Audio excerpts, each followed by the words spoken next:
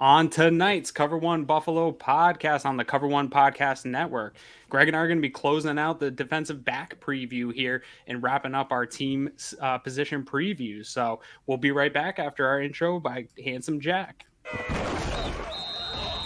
Broadcasting live to Bills Mafia Worldwide with Greg Tompsett and Aaron Quinn.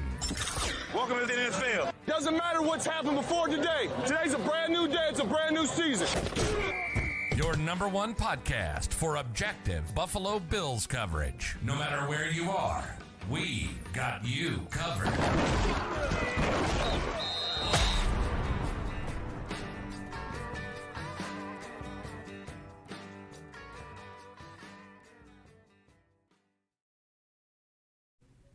Good evening and welcome to the Cover One Buffalo podcast. You are joining your host Greg Tompsett along with my partner in crime Aaron Quinn. Aaron, how we doing? Tonight's your show. Well, so first of all, I'm mad at you because the description of the show says Tre White, Jordan Poyer, and Micah Hyde, and you clearly made a mistake in leaving out Taron Johnson off of that list. Clearly an error. I don't think you meant to do that. Oversight. So I will forgive you that with that oversight, but I'm still a little bit mad. But I'm excited because it's 18 days until training camp starts. And you know what? I'm not even counting down my excitement for training camp. I'm excited to see you. It's 18 days till I get to see you, right? Yeah, I can't wait, man. We're going to do our kind of maybe a Cover One meetup, get to be able to see some people and hang out. We're going to go to training camps together. We even got like an Airbnb, a Cover One Airbnb to all hang out together and grill out and barbecue and talk about what we see over at training camp. So it is getting real. 4th of July is always kind of like the start of football season in my mind. It's where I start getting around my head around my obsessive amount of fantasy football leagues.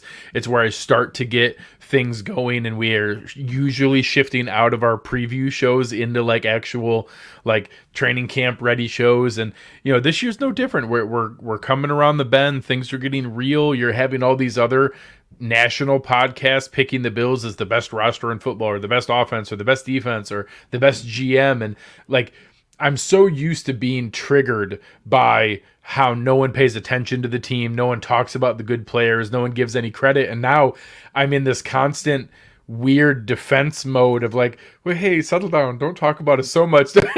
Don't keep throwing all these flowers that were the best. You know, it's so weird. I've spent so much time conditioning myself into being the underdog and nobody believes in us and no one respects us that right. I'm not ready for this new world where everybody picks the Bills and the Bills are this, you know, favorite bandwagon team to jump aboard. And it's just crazy. It's weird. I've been there where you're at. I'm over it. I throw all the flowers you want my way. I had a buddy this weekend. We had some friends over on 4th of July, and they're not Bills fans, and we were just kind of talking about the overall state of the NFL, and I was literally just kicked back on my couch, just like gushing like Super Bowl favorites, every power rankings, like going through all these, just the flowers people have been throwing at them and arguing how it's deserved, right? And I had a friend just today text me, Patriots friend, grown up with the guy for years and had to deal with the 20 years of the Patriots being great. And he texted me in some CBS power rankings where the Bills were number one.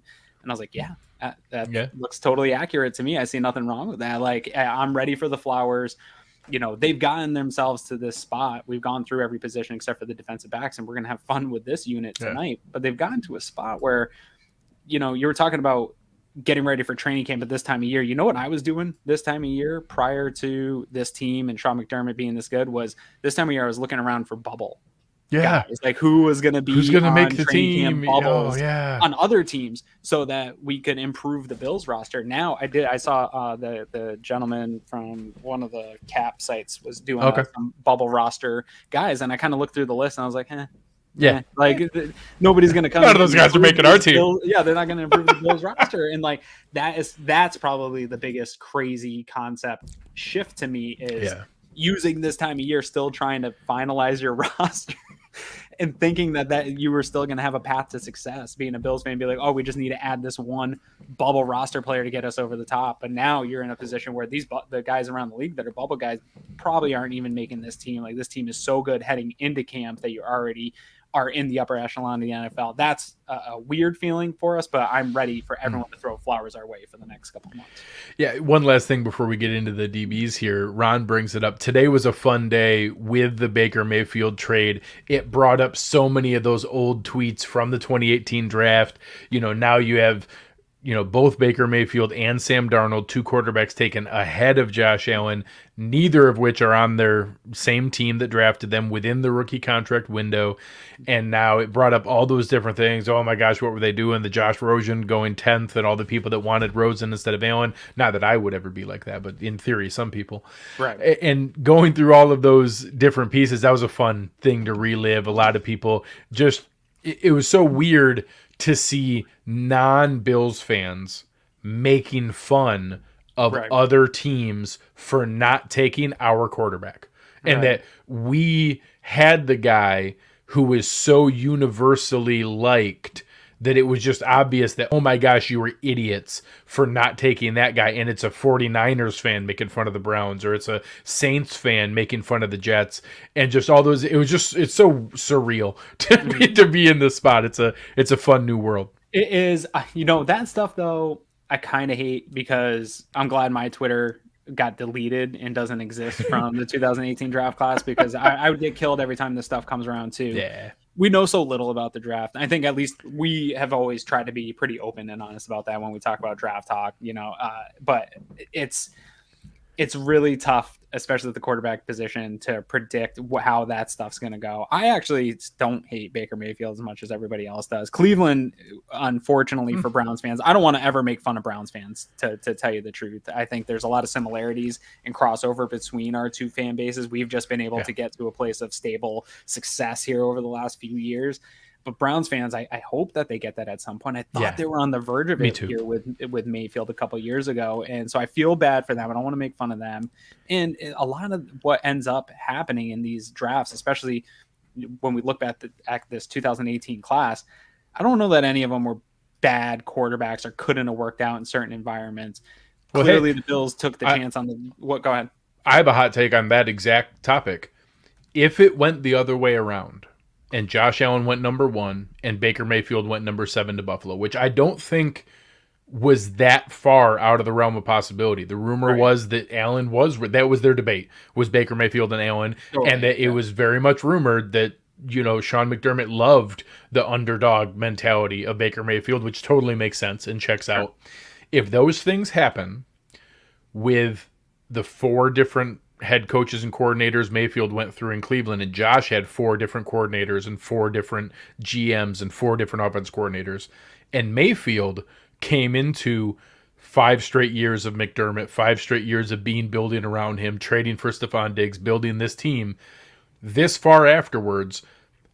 I'm not sure that Josh Allen isn't going on to his second team and maybe fighting for a chance to start, and that Baker Mayfield isn't signed to an extension and doing pretty well and probably beloved in Buffalo. And I don't think Mayfield could ever hit Allen's ceiling, because he just didn't have the physical gifts.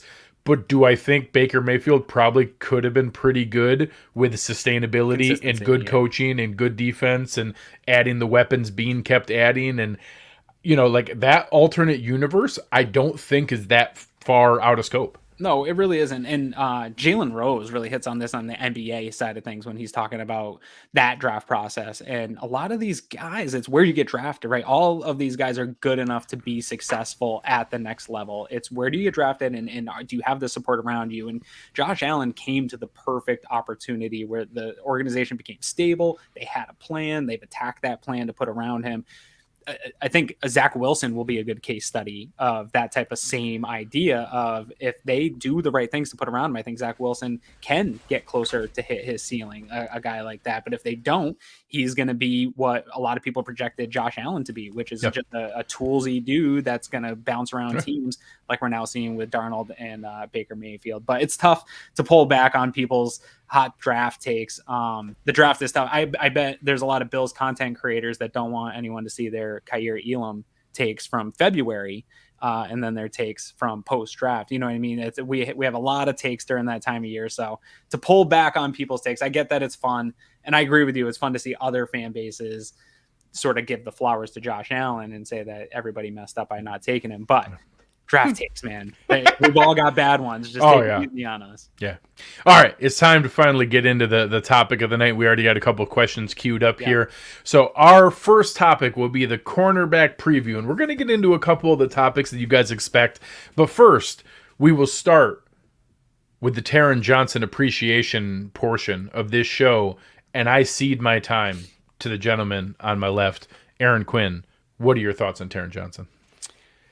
Well, can I pull back and give a few flowers to the whole unit? Ooh, I like it. I like it. Jump into specifically to the cornerback. So I was getting into this a little bit, digging into the stats. And when I think about this Bills defensive back unit, and really for the last 5 years, what I've thought about this unit as a whole, to me, it's a safety net. Like this unit allows this defense to do some things and stay in base and stay conservative because they are a safety net. Teams aren't going to get a lot of explosive plays. People know me, if you've been watching this show for a long time, I love explosive plays, and this team doesn't give them up. So I looked at 20-plus air yard throws today on Sports Information Solutions. Just to kind of see. And the Bills, it's off the charts what the Bills were able to do this last year. Completion percentage against them on 20-plus air yard throws. They were first in the NFL at 20% completion percentage. The QBR against them was 17. The next closest team was the Green Bay Packers at 38.5, or the Bills were 38.5 less than Green Bay. With Green Bay being second. Their EPA was negative 21.53. That was good for first in the NFL. EPA per play, negative 0.62. Again, first in the NFL. And then when you take all passing, so get rid of the 20-plus air yards, that's just for me and my stupid toxic differential trying to check on the explosives. It translates to across the board for them. All passing plays, completion percentage, 56%, first in the NFL. QBR was 66.4%, first in the NFL. EPA was a negative 130.98. Again, first in the NFL. EPA per play, negative 0.21%, or negative 0.21, first in the NFL. And then, as we know, we do DVOA, the number one pass DVOA defense in the NFL. We know they weren't getting to the passer. They got a lot of pressures, but they weren't getting a lot of sacks and stuff like that. A lot of these stats, while they are a full defensive stat, this really is to me, like I tweeted here, this is a Pay Jordan Poyer statistic. This defensive back unit is an elite, if not the most elite unit in the entire league. And a lot of this stat happened without Tre'Davious White. This happened with Dane Jackson and Levi Wallace. Well, you're on mute. Half of it. Exactly. If you count I believe it was the last 6 games of the season plus the playoff games, so 8 games of the season, a half a season's worth, and they still maintained the vast majority of that pace. And granted, rightfully so, people point out they did play some rough quarterbacks and some bad offenses over that stretch, and the Buccaneers and the Chiefs did have good games against them. So it does show that Tre White is very important. We'll get to that here in a moment. But they still performed incredibly well, and they played the schedule that was in front of them, and they played the schedule in front of them very well. And I'll tease it. We're going to talk to Aaron Schatz from Football Outsiders in a couple weeks, because DVOA accounts for all this stuff, right? And they were still first in DVOA in the NFL. Other teams played the Bucs. Other teams played these teams, and the Bills still performed better on average against most of these teams than their peers. And so we'll talk about DVOA a little bit in a couple weeks. I'm really excited for that episode, so stay tuned. A little tease sprinkled in there. But let's get on to Taron Johnson here for a second, because I'm mad that you didn't put him in the title. I am, dude. Well, it's a perfect example of those stupid arguments that go around all the time of who's the most underrated, this and that, and it all depends on the pocket, and it depends on how well is he rated? Is he underrated or overrated? But just the fact that when my mind goes to who are the stars of this secondary, I didn't really think to put Taron Johnson on that list, and that now as one nickel cornerback becomes rightfully recognized as a starting position in the NFL. And Taron Johnson, I think that maybe Kenny Moore, a couple other guys here. There's a couple guys in there. Hilton, maybe. Yeah, but Taron Johnson's a top 5 nickel cornerback in the league. He needs to start being recognized in that group, that he's as good at his job as what a Tre White is at his job, or a Jordan Poyer is at his job, or a Micah Hyde is at his job. It just doesn't get glorified as much as those guys. It doesn't. And there's been a disrespect at the nickel position going on here for about 5-6 years. It used to just be the third best corner, and they just assumed, if you're not in the top 32, if you're the best nickel, the best you can be is the 65th best corner in the NFL. Yeah, over the last decade, that's changed. Really in the last 5 years, you've seen nickel become teams kind of transitioning to base, and the Bills have been at the forefront of some of this, where in Taron Johnson and his versatility is why. And I think that's where he doesn't have the star power of all pro Jordan Poyer or, Pro Bowl, all pro Micah Hyde, or obviously Tre'Davious White, I think is the best, most talented player on the Buffalo Bills outside of Josh Allen. Still, even with the addition of Von Miller. And so he's not those guys, but he gets lost in this shuffle because his job isn't always pretty either, right? There's a lot of dirty stuff that he's got to do, a lot of communication that he's got to do back and forth. But when you look at Taron Johnson, I think Joseph's point here, his first 2 seasons, he missed big chunks of time. He did. Only played 400 snaps his first year, only played 500 snaps his second year. The last 2 years, 1,005, 990 snaps played every single game, or almost every single game, maybe a rest game here or there, and has shown he can not only play at that physical, tough level, as Eric always says, always firing his gun to be able to go in there and make a tackle, but is now doing that and staying healthy. Yeah, and if you haven't yet, if you weren't coming over from watching Disguised Coverage tonight to watch our show, make sure after this show you go back and watch, because he did a whole show on the importance of Taron Johnson in this Bills defense. And that, to me, is why I'm giving you a hard time, but not really, about not putting him on the top of this, because we talk about the Bills' base and what they want to do on defense, and he is really the key that unlocks what they are able to do by staying in nickel all the time and not giving up a whole lot in the run game. Like, he is regardless of his size, his ability to come up and defend the run and defend some of that screen play and get off blocks and stuff like that allows this team to do. And you heard Bill Belichick talk about that, which we could say what we want about Bill Belichick, but I won't lie. He's one of my absolute favorite listens leading up to a game. I always listen to the other coaches' press conference week in and week out. Bill Belichick gives some of the best detailed responses about the other teams and how he's talking. And he kind of was gushing about the Bills' ability to stay in base almost no matter what you do to them, and saying how difficult that is to prepare for and trying to get them out of it. And you offenses want to dictate to you. Johnson allows them to stay in base and do exactly what it is the defense wants to do. So he's super important. But let me run through a few stats about Taron before I hand it back over to you here. We talked about how many snaps he plays, 462 coverage snaps. That was the fourth most in the NFL. He had 62 targets, which is good for 7th most. I think there's a misunderstanding about defensive back play, and we'll probably talk about this a number of guys, is that targets equal somehow that person's bad. Like, a guy gets targeted a number of times. That's what happens. In those There's no Deion Sanders anymore. There's no guy who just takes away half the field. Absolutely not. Yeah. Before Tre's injury, he was getting targeted really on pace with the rest of the defensive backfield. Like, people weren't staying away from Tre. It was just that he did a good job when did a better job when targeted. Yeah, correct. And so then you look at Johnson, and Taron Johnson had a 38.2 completion percentage, which is good for 4th in the NFL among slot cornerbacks, according to Sports Information Solutions. He only gave up 2 touchdowns, which was good for 3rd. He had a 51.2 QBR against, which was good for 9th. A 78.2 passer rating against, which was good for 4th. He had 8.8 snaps per target, good for 5th. 14 snaps per reception, good for 3rd. A negative 9.39 EPA, good for 6th. 78 combined tackles, 6th amongst all cornerbacks, 6 tackles for loss, 8th amongst all quarterbacks, 28 tackles short of first down, 2nd amongst all quarterbacks. I included those tackle stats because he's so much more. We're going to talk about DBs, and it will be mostly coverage talk. He is another linebacker. Was he our 3rd best linebacker? Yeah, absolutely. I really think he is. But you look at all these stats, and like, he's at least the top 10. I think he's in the top half of the top 10 when you put it all together.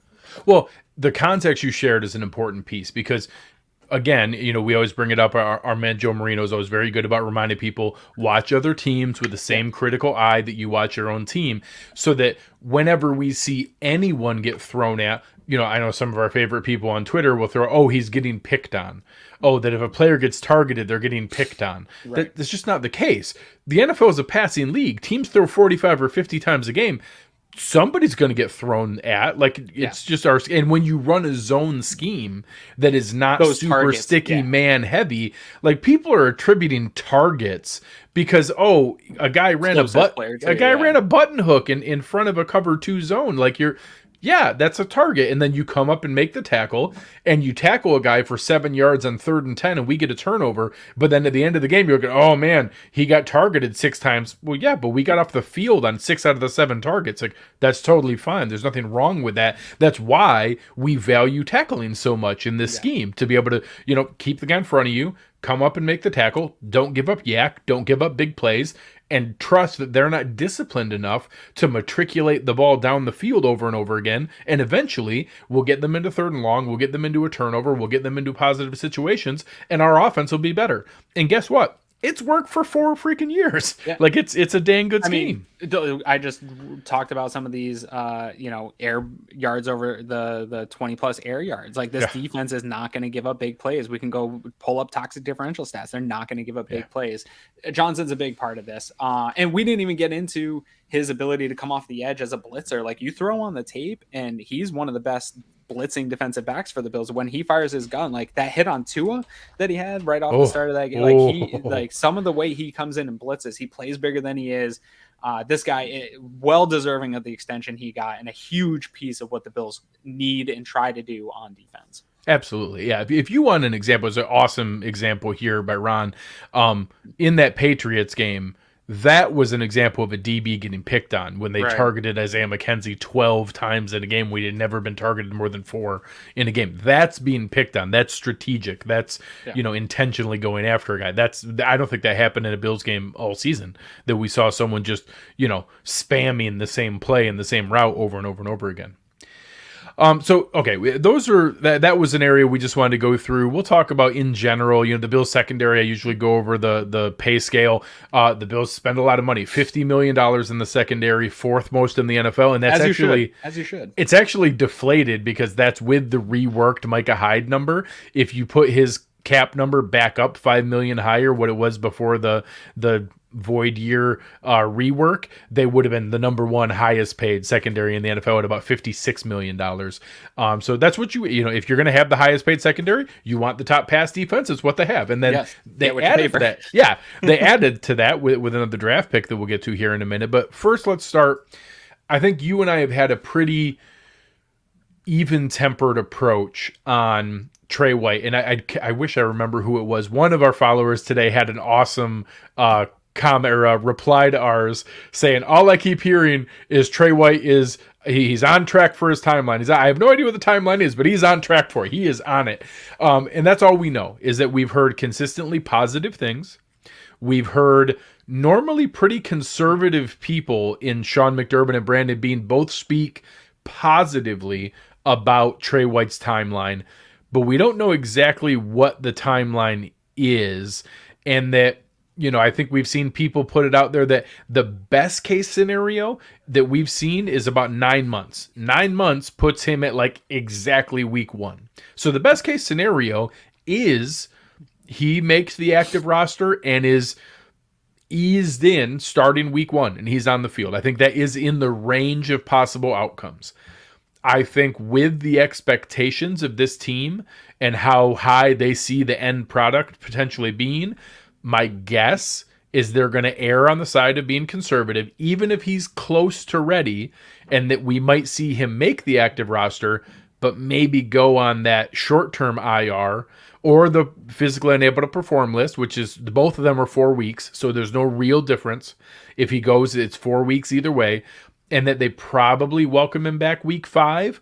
Maybe the upside is he makes it, but they kind of ease him back in and don't even put him on the IR, and maybe it's week 2 or 3. I don't know. Oh, it is Taylor. It was Taylor that made that comment. I was going to say it was Taylor. I was just going to let you know that it was me. Nice. So going through that piece of it, my guess is that we don't see Tre White week 1, but I won't lie. There's a piece in the back of my head that kind of thinks it's possible that he might. Yeah, but that's you playing the non-zero. It is. You love that. You love. I love non-zero chances. I love a non-zero chance. I think, anything's possible. I learned that from television, and so I'll give you that it's possible. But I think the realistic scenario is going to be to work him in. I think that whether it's PUP or whatever list, 4 weeks, and even then, I think it's kind of work him into this. The Bills know what they have on on this team, and I think there's going to be a lot of different forms of load management throughout the year, and I think Tre will be a version of that where they kind of ramp him in slowly. You'll probably see him get quite a bit of work this summer. He's a guy that's going to be in there working as much as he can this summer to get on the field. But I don't know that it's going to be an indication that he's going to be ready for week one. I think that they're going to try to, they know this season's a marathon. They know that they're going to need guys late into the season. It's not just an 18 game season. They're trying to make a deep run. Tre White's importance to this team isn't in September. It's in December, January, and beyond. And same with guys like Von Miller, like we talked about last week. Like maybe his rep count isn't at 65% early in the season, but as we get into the months it matters, we talked about it a lot on this show throughout the years that, when people are freaking out in October about the state of the team and injuries and stuff like that, like Sean McDermott, Leslie Frazier, all these guys know you really want your football team clicking on all cylinders December, January. And I think that's going to be the plan for Tre White is, hey, let's ease him into October and then, really ramp him up here, make sure that he's healthy going into November, has a good whole month of football so that by December, he's back to as close as we can get to an all-pro. Because we got to remember, too, guys recover from these types of injuries and they can play, but it's really a full till next year when he's really often a 2 year. Again. Yes. Yeah. So before we get into the remaining battle per se, because I think we're on the same page that we need to prepare for the Rams as though we're not going to have Tre White. Yes. And honestly, a month of kind of tough matchups that we could have without him. So before we get into the other battle per se, Julius has a good question here, and we won't even just use the one name, but saying he saw a YouTube video saying the Bills should look at Kevin King. He disagreed with the cornerback room looking pretty good, and he's confident in a year 3 Dane Jackson. If it gets into training camp, and all you need is like the first week or two for the medical professionals and being in McDermott to know, hey, the pace isn't there. There's just no real scenario where he's ready right off the bat. Our best case scenario is physically unable to perform in week 5, but hey, maybe we need to wait till November. Maybe we need to give him 7 or 8 weeks to really feel good about this. If it's somewhere between there, if it's for sure not week 1, and our best case scenario is week 5, but it's between week 5 and week 8, and they figure that out a week or 2 into camp. So you still got the preseason games to come. You still got a good ramp-up period. Do you want to see an investment in a Kevin King? I always bring up Joe Hayden, one of the available DBs to be an insurance policy behind the battle we're about to talk about.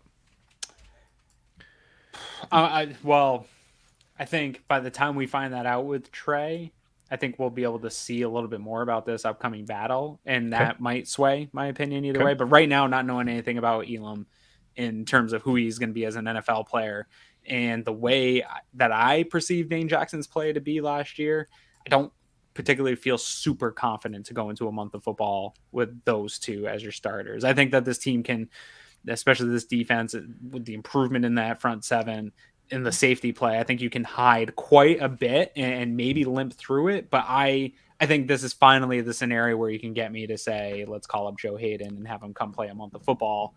Here's a couple of the other names still unsigned right now. All of them waiting for the same thing of going into camp.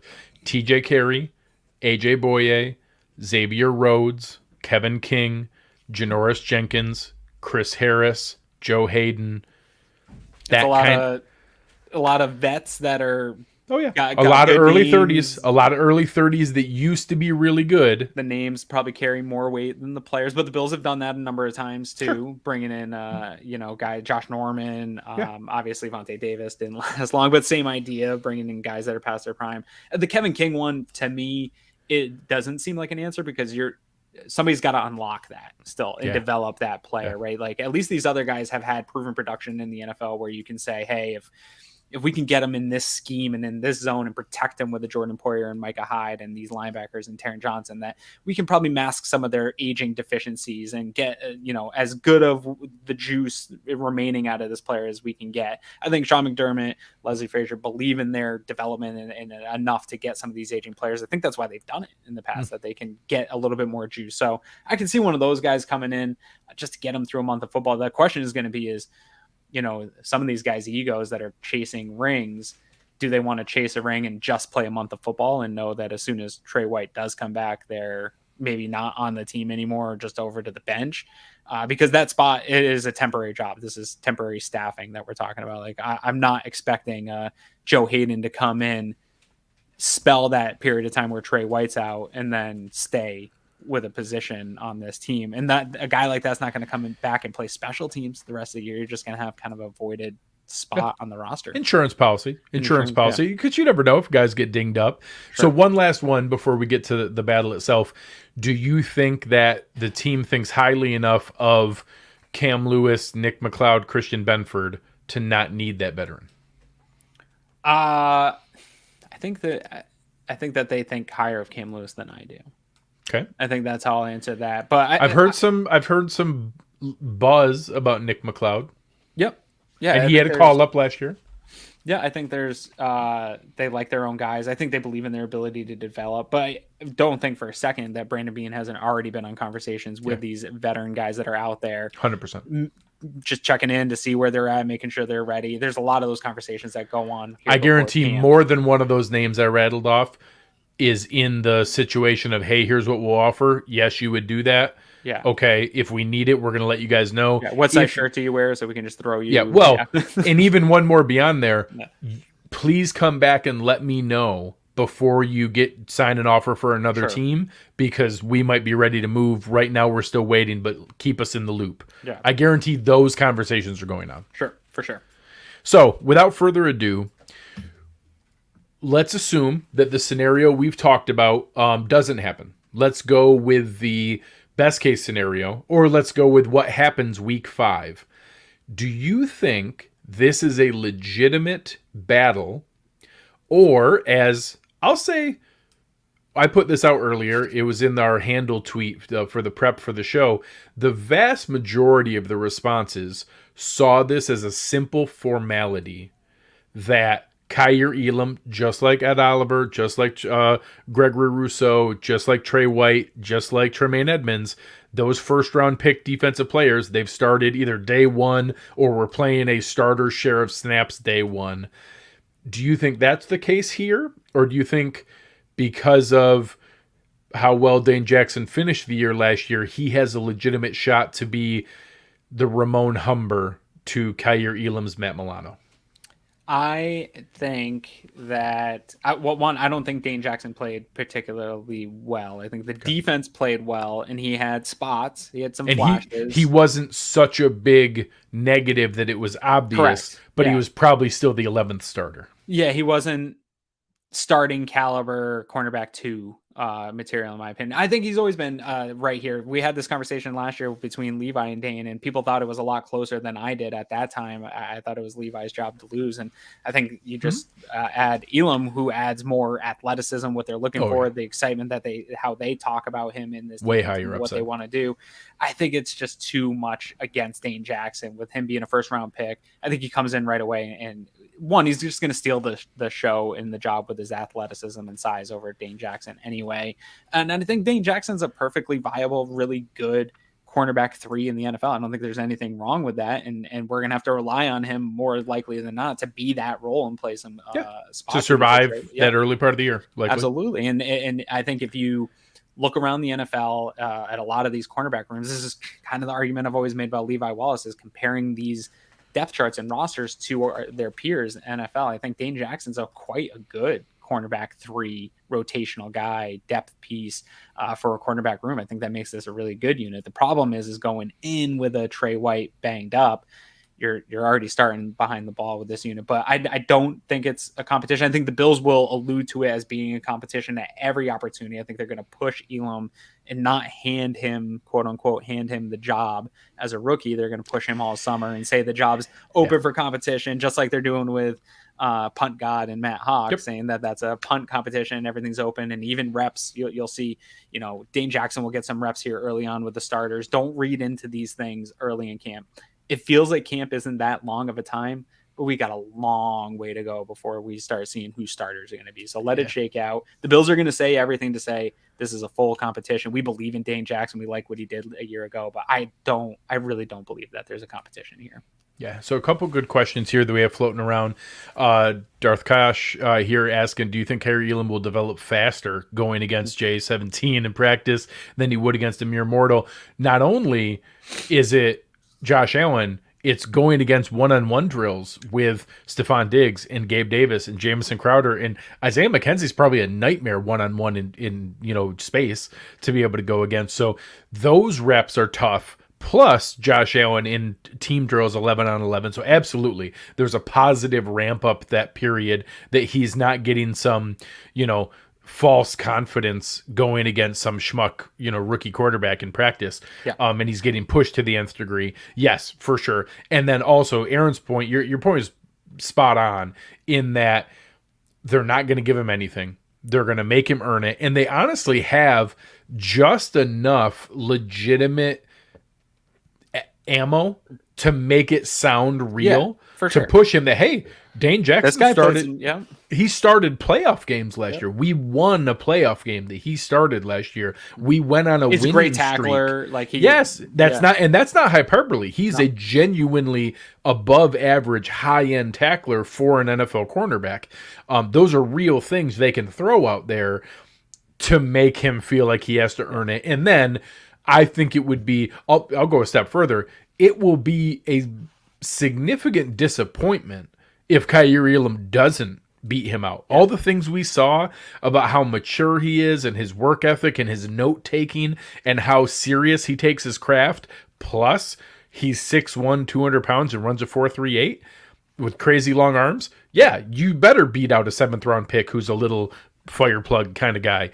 So I do think that that's going to be the case. And Dane will push where him. they're at. Dane's going to push him all summer. Oh, yeah. Dane's listening to our show and mad, thinking like these guys are sleeping on me. That's how the NFL is wired. I think to that point by Kosh is all those things you guys mentioned. Yeah, the ball coming in by Josh Allen. He's going to see the fastest. Oh yeah. You had that. You're going to have no time to break on the ball. Arm strength. Yeah, he's going to see what arm strength in the NFL can be, the highest ceiling that can be, and how to close on it. But I think maybe another thing that's going to add to his ability to develop quickly that maybe some other rookies don't have is you look at this room.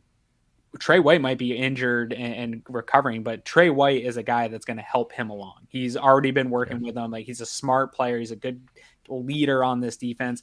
You have continuity and in all pro safeties that we were just talking about here. Jordan Poyer, Micah Hyde, Taron Johnson's in that room. Like, you have this continuity in this back seven where you're really adding one piece to an already top unit in the NFL that all will help this kid along. They're all going to take interest in him jumping in and filling that void.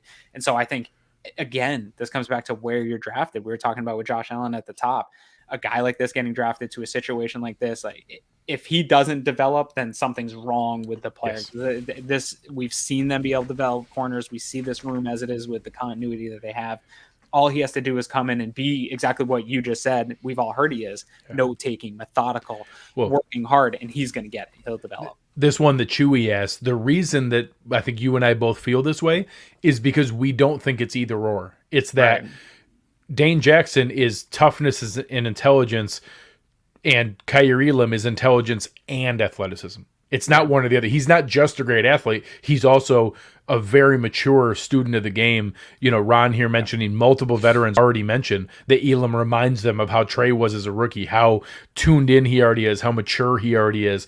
You know, obviously having his dad and his uncle be NFL players. He's been prepared for this since middle school to be able to go into this and be able to do those things. So I think they're in a very good situation. I think that ultimately this won't be a battle. It's not actually Kaiir Elam versus Dane Jackson. It's the fact we're going to need both of them for the first couple weeks of the season because it makes more sense to be cautious with Tre. Even then, let's say it is week 5. I don't think it's Tre White's back week 5 and he's 100% of snaps. I bet it's all three of them playing 66% each and rotating in and giving Tre a chance to kind of get his bearings. And then maybe we see week 8, week 9, week 10. Then it becomes Tre 100%, Kaiir Elam 100%. Dane Jackson truly is CB3 insurance policy in case he's needed. But I think we could see half the season before that really comes to fruition. Yeah, I don't disagree. And, it's not a great situation, but I think you can get through it if Yeah. the both players are who we think they are. Yeah. And like I said, if we get to that point where they start to realize, hey, we're probably going to need to take it cautious with Tre, I do hope that we see an addition, not because I want them to start over Dane Jackson or No, but just in case the wheels fall but off. they need that, how nice of a luxury Dane Jackson is as cornerback 3. I want someone else to be that luxury. I don't want one of those two getting dinged up to mean 100% of snaps from Cam Lewis, 100% of snaps from Nick McLeod, and that we're playing the Chiefs or the Packers with one of those guys playing 100%. Maybe snaps. this is where we should be. I was talking before about keeping an eye on bubble players. Maybe this is where we should be looking around the league too, is at bubble roster corners that are going to be shaking off at teams here this summer, because that list that you read off, nothing makes me feel better than the guys that we have. It would just be, hey, you got a vet who has seen more and isn't going to get tricked by some of the stuff that younger players will be. So I wouldn't be mad if some talent got added to that pool at corner, if that's the route they're taking. Yep. All right, let's pivot to maybe one of the more boring positions that we have because it's so solidified and taken care of. But the safety position with the Buffalo Bills, obviously in a great position. Jordan Poyer, Micah Hyde, Jaquan Johnson, Damar Hamlin. If you want to count Saran Neal, he's kind of technically we have to do a special teams. A nickel. So, yeah, he's our special teams ace, the future at that gunner position, and just signed his extension. Some more role in the defense, or at least there was an alluded to opportunity for it in his the incentives in his contract. Yes. So we'll see. Maybe he's your 3-3-5. 3-3-5. The third safety. Yeah. Maybe it's coming. So that position, obviously, I don't think that whenever we are ready to move on from Jordan Poyer and Micah Hyde, and the two of them being 31 and 32, that date is coming. I hope it's 2 or 3 years from now, but that date is coming. And I don't think the future starter at safety for the Buffalo Bills is on the roster. So I will be happy to be wrong if Jaquan Johnson or Damar Hamlin develop into that player. I think it's possible with Damar Hamlin. I'm not ready to see that. I don't think Saran Neal is going to develop into a starting caliber NFL safety. I just hope that we get to enjoy the best safety duo in the NFL for 2 more years and maybe even a third year of still pretty good when they're into their age 34 and 35 season. Eventually that date's coming. How much longer do you think we're going to get to enjoy this wonderful dynamic duo? Yeah, well, first of all, I'm pretty upset about the Damar Hamlin. I slandered Taron Johnson and Damar Hamlin in one show. Killing me. I think Hamlin's going to be one of my guys. Okay, here. I could see it. I can see that. I loved him in the draft process. I think he actually, if they develop him right, I think he has a lot of what we know we like about Jordan Poyer and Micah Hyde. And I think that if he continues to develop underneath those guys, I do think he's probably, in my opinion, the best guy to have a chance to slot in. But I agree with you that with such limited exposure to him a year ago, and it's so hard at this position because these guys have been able to stay healthy and play at such an elite level. You're not going to get a lot of looks at some of these guys behind them. So really one of the more interesting groups this preseason that I'm going to be looking at is this group, because there is so much uncertainty beyond this great tandem that we have. You don't need to have your 2 answers on deck, but it would be nice to have an answer on deck, because this could go south for either one of these players at any point. Jordan Poyer might not be able to work out a deal this summer. I think that the Bills will get something worked out, but there's a scenario where he's not unable to work out a deal. And I don't believe that the Brandon Beane wants to use a franchise tag, but a player like Jordan Poyer would be probably the one opportunity where it might force his hand to do something like that, where you want to keep this together. But long-term, there could be an opportunity coming up quick where you have to fill this position. But I would like to see this together. I was actually just saying this to my wife, telling her that, we're talking about the show and where things are at with Jordan Poyer's contract. I hope they get something done that you would know more about the contract details, where it's a 3-year deal, probably puffed up with some bonuses and stuff like that to make him feel happy about how much money he's gotten up front. But it's really maybe a 2-year deal with an out and get out of that after 2 years. But pay him his value and what he's worth for this team, and then just get another 2 years out of this group. That would make me super happy. If we can keep this window open and have these guys, what will that be? 8 years together. I think that's all you could ask for, is to keep one of the top tandems together for an 8-year window. It would be miraculous work by Brandon Beane.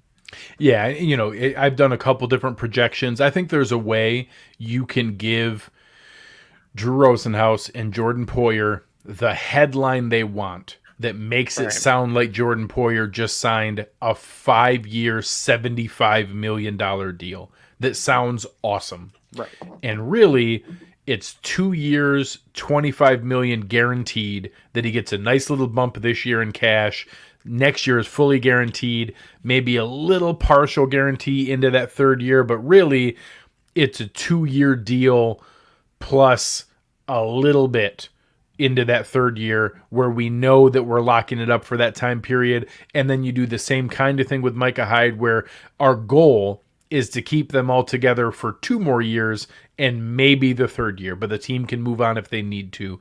I think that's the approach that we're going to see from them. But, we still need to see it. I think that the comments we've seen from Jordan Poyer, him not only showing up to minicamp, but participating, are all very positive things to be able to go forward. So that kind of scenario is very possible. It's also possible that they push the envelope and really push Poyer to say, sorry, this is what it is. We'll deal with it in the offseason. And then it could get even uglier if they franchise tag him next year, because they could force it to be a 2-year deal that they only want to do this year at the low number and next year in a 1-year guaranteed. And then I think it could get really ugly, and I hope it doesn't go down that path. But ultimately, if it's after a Super Bowl parade, whatever. So I kind of hope they find a way to make it right. I think he deserved. Right now, the cash that he's going to get paid this year, $5.7 million, is really low amongst NFL. I think it's like the 17th highest safety in the league. He was an All-Pro last year. He deserves a bump from that. There's a way to make it right, to give him a little bit of an extension, not to sacrifice the future. I don't want to sign him through age 35. But you can figure out a deal that gives them the headline they want, gives us the protection we want, gives him a little bit of guaranteed money, and everybody's happy. And I think there's a way to do it. And Brandon, I'm good at contracts. Brandon Beane's way smarter than me. They're going to be just fine. They're going to be able to work that out and get those things right. So I don't think this is their last year together, but the same as what I said, the opposite point of the Tre White non-zero chance, there's a chance that this is the last year those two play together. Could be. I mean, this guy's a captain. Sean McDermott's pounding the table to get this deal done, right? We know what. If it was up to Sean McDermott, I'm certain he would have been extended already. Yeah, absolutely. And I think they're working on it. I don't know what Jordan Poyer's number is. This was the conversation came up on our walk tonight because my wife, we were talking about the DBs, and she knows that I want Jordan Poyer to get re-signed. And she's like, kind of like, where are you at on this? And usually it's way more cut and dry for me, right? I think his age and him hitting his peak so late in his career and just his mileage is different. Like, there's so much nuance in his situation that it's hard for me to get a grasp on, what does he deserve? What is he owed? And how much do you want to pay for what he has done for you? You're really ultimately paying him for the stuff he's already done and projecting that you're going to get a few more out of that. But talking about, you were talking about where he's paid relative to other safeties in the league. Let me kind of showcase with how underpaid he is, right? We got, so I'm going to list it off. So if you might get bored with me again, that's okay. Cause this one's going to be a lot longer than the Taron Johnson one. Jordan Poyer was a freaking NFL cheat code last year in the NFL. It's unbelievable. And even though he's an All-Pro, he's still underrated by a vast majority of NFL fans. I think Taron Johnson's the most underrated Bill, but I think Jordan Poyer does not get the flowers that he deserves. Let's roll through some here real quick. 89.2 coverage grade from PFF. I know we don't all love coverage grades, but at least their inefficiency with their grades, at least it compares to the peers. He was second overall from safeties in the NFL, according to PFF. Negative 18.86 EPA. That was first in the NFL among safeties. His negative 1.1 EPA per target was first in the NFL among safeties. 5 interceptions, tied for first. Also, Micah Hyde was right there. Then this is not including playoff games. 0 touchdowns given up by Jordan Poyer. A 48.1 receiving percentage, which was good for fourth in the NFL. 29.4 completion percentage, which was good for first in the NFL, according to Sports Information Solutions. He had a 15.1 passer rating against, first in the NFL. Which is far lower than any of the worst quarterbacks in the NFL. Far lower. Yes. He had a 0 QBR against, which is good for first in the NFL, according to Sports Information Solutions. He saved 23.1 points, which was good for first in the NFL. He was 4.7 yards per reception, good for first in the NFL. 40 yards after catch, good for seventh in the NFL. 19 yards was his long reception against, which is good for second in the NFL. That's awesome. 19% forced incompletion percentage, good for sixth overall in the NFL. And he had a 0.5 WAR, which is wins above replacement, which was good for first in the NFL. He was responsible, according to statistics, for 0.5 wins over replacement in the just NFL. by himself, as an individual defensive player. That never happens. Unbelievable cheat code player. Here's the problem. I love Jordan Poyer. I want him to get paid. I don't think you're getting this. This was an enigma of a season. As good as he is, he'll have great seasons. This dude was just lights out on another level. And I don't know that he'll be able to continue that kind of, this is unprecedented stuff that I've seen. I haven't seen a guy play that well in a season in my looking at defense. Well, so that's a perfect timing here, because I know we love Joe Marino. Both of us listen to his show. We're good friends. We talk offline all the time. Joe has been a huge proponent of, hey, look at Tyrann Mathieu's contract he just signed, and look at the accolades that Mathieu has. And he has more All Pros. He has more Pro Bowls. The one thing you got to be careful of is Tyrann Mathieu wasn't even in Jordan Poyer's stratosphere this last year. Tyrann Mathieu hasn't stayed healthy the last couple years. So yes, overall in the career in previous seasons, does Tyrann Mathieu have a better resume? Absolutely. Are the Bills going to try to use that as leverage? Absolutely. Yeah. If you look at the NFL, what have you done for me lately mentality, and what leans into predicting future performance is not only previous historical performance, it's staying healthy. Because when Tyrann Mathieu has started to miss more games, that's also an indicator of what to expect for it. That's why he only got a 3-year, $33 million deal at $11 million a year, more than the resume. So I respect why Joe brings that up. I think that there's a case to be made that his overall resume is better than Jordan Poyer's.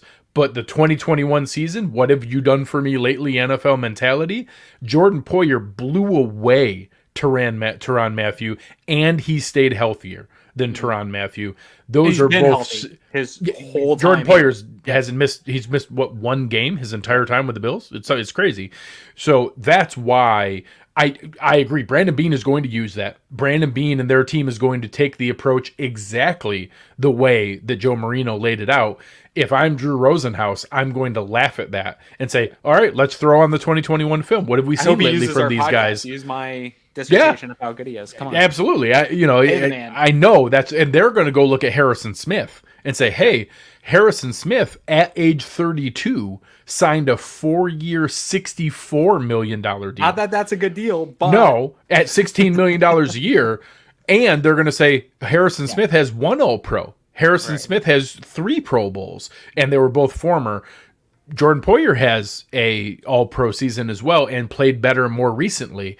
Those are the things that they're going to bring up to be able to do as comp. So, yes, will the Bills counter with the Joe Marino argument of Tyrann Mathieu? Sure. Is Drew Rosenhaus going to counter with the Harrison Smith argument? So you can't say, oh, well, we're going to use contract comps as the way to do this. They have one that's $16 million a year that started at age 32. So it goes both ways. Those are both scenarios that they can be used, and they're not going to be able to just use Tyrann Mathieu in a vacuum. That's just not how negotiations work. Right. Yep. Beyond that, we've talked a lot about Jordan Poyer, rightfully so. Micah Hyde has also been phenomenal. I think he's the best center fielder in the NFL. He does what, Earl Thomas used to be, lauded with praise for. No play is a better representation than obviously that interception in the playoffs with Mac Jones. A very nice throw by Mac Jones, what should have been like a 43-yard touchdown because he had, I think was it Dane Jackson or Levi Wallace? I think it was Levi Wallace. It was Levi. He had Levi beat, had him down the sideline, ready to catch a touchdown pass, and Micah Hyde freaking teleports from the hash all the way over there and picks it off because he just takes away everything deep. And all the things Jordan Poyer does coming towards the line of scrimmage, the unbelievable blitzer, the eraser that he is all the way over the middle, kind of the counterpoint to Tremaine Edmonds taking away the middle of the field. Micah Hyde is all those things moving backwards. He's the safety blanket that makes it okay that we have a Dane Jackson or a Levi Wallace type in there. He's the guy who's going to allow Kaiir Elam to come along slowly as a rookie and to be able to work his way through.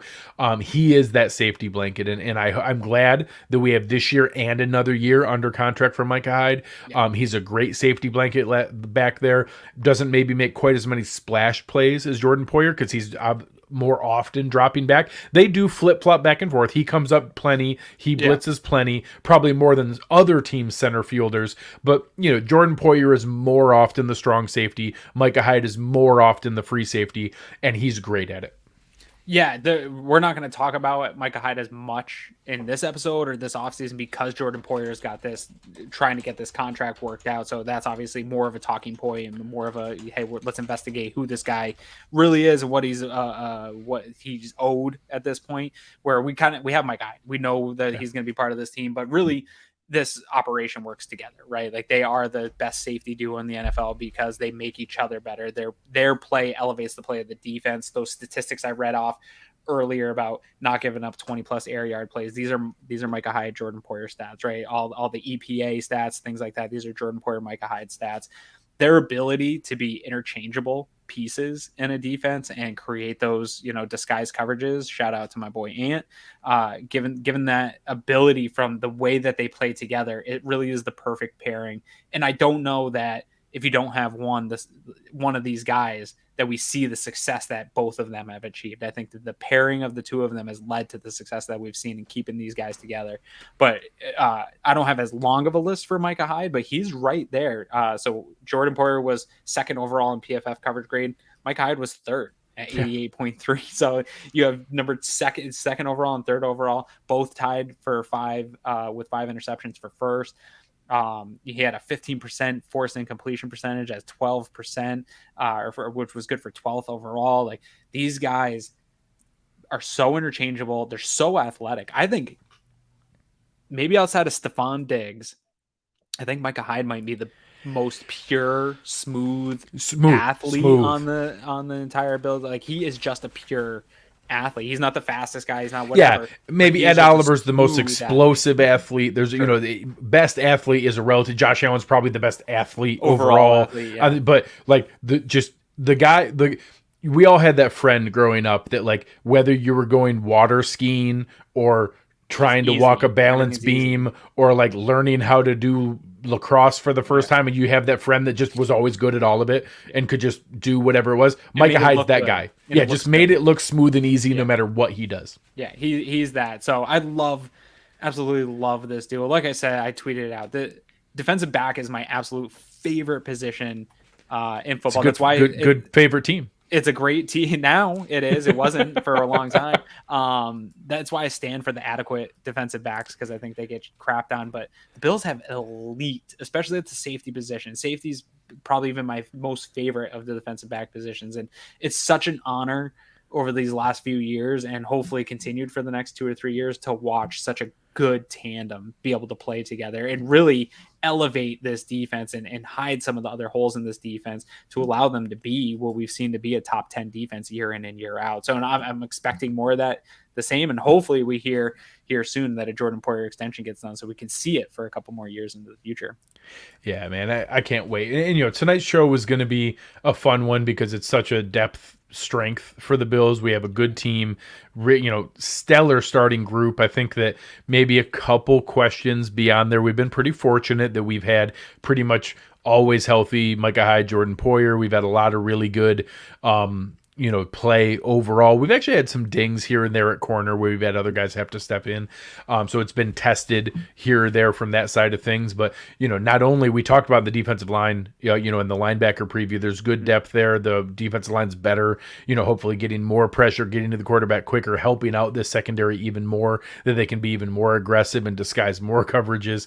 I think there's a lot of potential here, but ultimately, we have some studs in this back of the secondary. Micah Hyde, Jordan Poyer, a healthy Tre White, Taron Johnson, one of the best nickels in the NFL, and now a first-round pick as the other position here with some elite athleticism and elite traits is going to be a really exciting way to be able to go about this. So I'm really excited about what we're going to see here. And ultimately, this is always fun, man, to be able to go through and do our position preview series, kind of wrap things up this way and go through everything that we've done. It's been fun this year when you have, arguably the best roster in the NFL, the best depth in the NFL. And I think a weird spot that Brandon Beane has gotten to is he's so good at this now that I almost think the roster's kind of finished. Like, there's not even that many battles. Like, he just has defined, locked in players at so many different positions that, previously, I think you would have had a ton of teams circling the Bills cut down day like vultures. And don't get me wrong, there's probably one offensive lineman who's not going to make it. Maybe there's a corner who's not going to make it. Maybe there's a wide receiver that's not going to make it. Maybe a running back. But he's done such a good job at creating a defined, locked in roster that it's just such a luxury. It's great to have this team locked up the way it is. And this preview series is always fun to be able to do. And it's really helped solidify that for me of how much talent he's put together. Greg, how many times, I might even have to go back. How many times throughout this preview series did I say so-and-so is a top 10 player at their position in the NFL? I think I said it twice on the offensive line show. Definitely talked about Dawson Knox in that regard. Stephon Diggs, obviously Josh Allen. Like almost at every position. I even said Devin Singletary could be in that argument, right? That might be a little crazy by me, but I think everyone else, when we talk about these position groups, it's kind of crazy, and I sound a little bit like a homer, but I'll defend almost any of those conversations that we had of those guys being top 10 players. And so, yeah, the roster is never finished, and Brandon Beane's going to tell you that. He's going to be tinkering with that bottom of the roster for the next 8 months consistently. So it's never a finished product, but geez, in my time watching the Buffalo Bills, I don't know that they've ever been on paper in a better position than they are right now. And it's crazy because the AFC is stacked. That's all we heard about was teams loading up in the AFC. And I think there was some fear that these other teams were going to maybe, at least on paper, jump the Bills. But I think when you look at it, I haven't seen a lot of arguments to say any of them deserve on paper to be ahead of the Bills. And unfortunately, paper does not win anything for you. So they got to get through this. This is the hardest part of this new Bills world we live in is I want to wrap it all in bubble wrap and wait for December to get here so that like we can keep this team together and keep this perfect roster together. I don't want anything to happen throughout this next couple of months in training camp. And that's probably the biggest anxiety of having this great opportunity of being a true Super Bowl contender is that normal anxiety that I have about training camp and stuff is at a totally another level of please God, don't let anyone I just want this to be smooth. This roster that we talked about, all these position battles that we talked about, I want this in September. I need this team to put it all together. That was my biggest fear last year after losing that KC game was outside of Tre White, they really dodged the health thing. I need this roster to be able to be who they're supposed to be in the season because I think that they're clearly the Super Bowl favorites, and if they stay healthy, they can prove that. Yeah, it's so wonderful. I think Ron asked me to knock on wood earlier. And what better than delicious dark mahogany? Yeah, well, it's the best wood to knock on. So I'm excited to see where this goes and to be able to be able to watch everything come together. And we've got a couple more exciting shows. Aaron dropped a little bit of a hint in the preview for you guys that we're going to be bringing on Aaron Schatz of Football Outsiders, I think in 2 weeks. Next week, we'll have maybe a fun new topic for you guys to kick around and some fun things to do. But really looking forward to it. We're going to be able to see a lot of you guys at training camp. We will be out there the first couple days of camp. So come on by and say hello. We might have a meetup planned as we get closer to camp. Maybe we'll give you guys a sneak preview where to come and say hello to us and have a beverage with us. But really looking forward to it. Aaron, any final things for the people? Yeah, all that training camp stuff is exciting. We also got some fun stuff rolling out around that period of time. So make sure that you're following all across every social media platform, Cover One, the main handle, all the dudes. If you aren't tuning into the other shows, if you're just a fan of Cover One Buffalo, you're making a mistake. We have a great team that will keep you busy every single night of the week. We've got Monday at 7 on YouTube, the Roundup. Monday at 9, we got the Air Raid Hour. Tuesday at 7 p.m., Going Deep. Tuesday at 9 p.m., you've got the film room with the guys, which a great film room this week with Mitch Morse coming on in an interview. That was I watched awesome that show all last day. night. What a They were great show. fantastic. If you haven't checked that one out, make sure you're checking that one out. And then Disguise coverage goes on before us at 7 on Wednesdays. And obviously we're here for you every Wednesday at 9. And then we're having a Cover One fantasy show coming up again this year that will be there for you. So we have a ton of content coming out. Make sure you're following everybody associated to the Cover One Network, because I didn't even get into the written content there, Greg. That was just podcast content. Yeah. So make sure that you're following us, because we're going to be flooding your timelines with good content this year. Yeah, so many good things coming up, some exciting things with our relaunch of our website. We've added 4 new writers to the staff, so much cool stuff, a lot of good things coming up here. So thank you guys. The chat was awesome tonight. You guys have been fantastic. So many good questions and topics to be able to go through. So we appreciate you guys and all the engagement. That you guys are what make this show fantastic. But on behalf of Aaron Quinn, I am Greg Tompsett. You've been listening to Cover One Buffalo, and we are out.